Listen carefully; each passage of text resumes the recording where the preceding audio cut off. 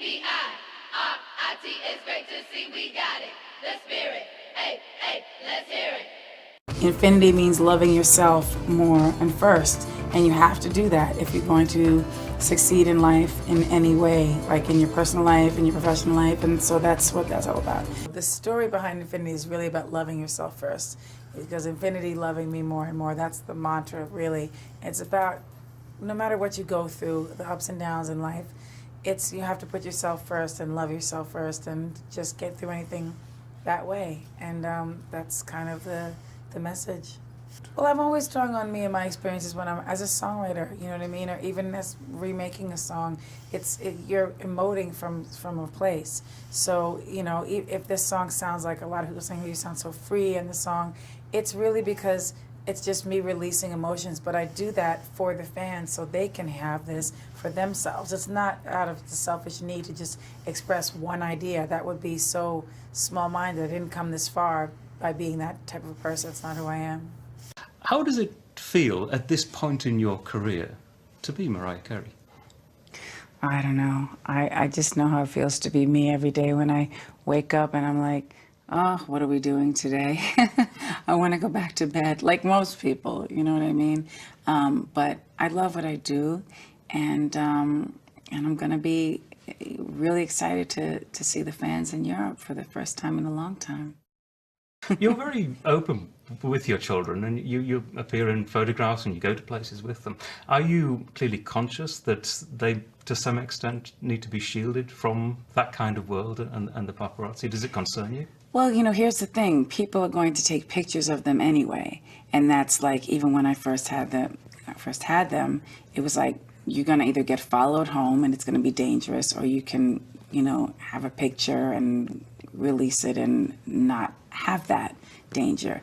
So, you know, I think that, you know, it's a part of their lives, that I'm a part of their lives, and that's always going to be that way. And if they're used to being around me and, you know, they come to my shows and they come to different events and things like that, it's not going to be so traumatic when all of a sudden, if they were like, okay, you guys are 10 years old now, come to a show, you know, that might be a little weird.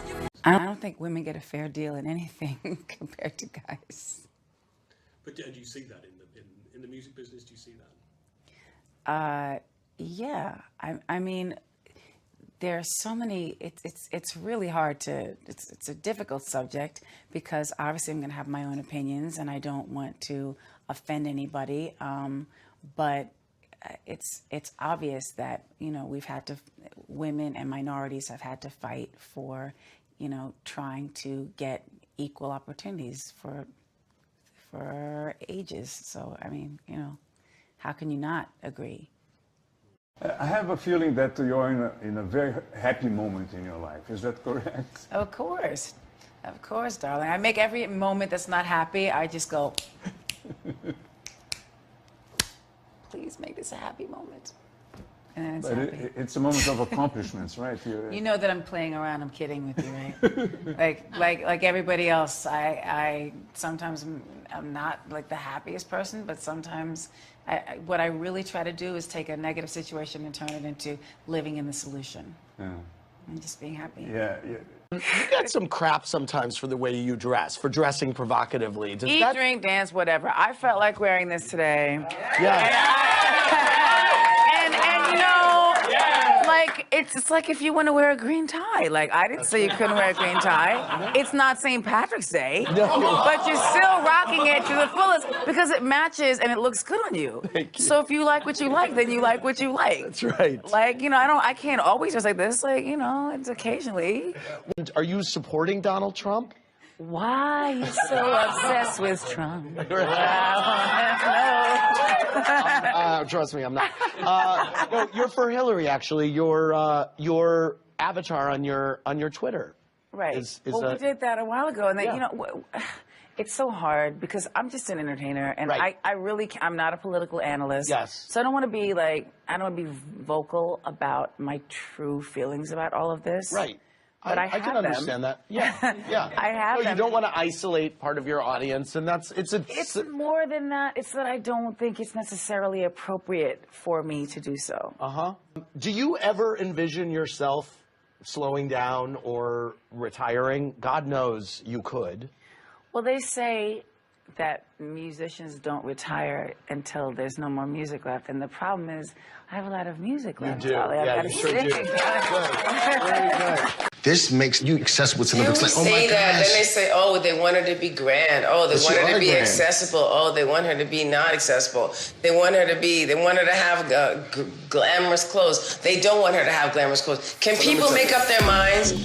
There are some people who expect me to be late, and they like it when I'm late. They think it's diva-ish, but that's not who I am. I look at my fans like my family, and so I'd rather do my best to get there and give them a good experience. When you're going on tour and it's your name, that's what people will remember. If something happened where it was somebody else's fault, they're not gonna care. It's always my fault. It doesn't matter. To the fans or the people who don't know the behind the scenes thing, it's always my fault. No one else gets blamed. What I do is live in the solution. So I always have to acknowledge, take the blame, apologize, and keep it moving.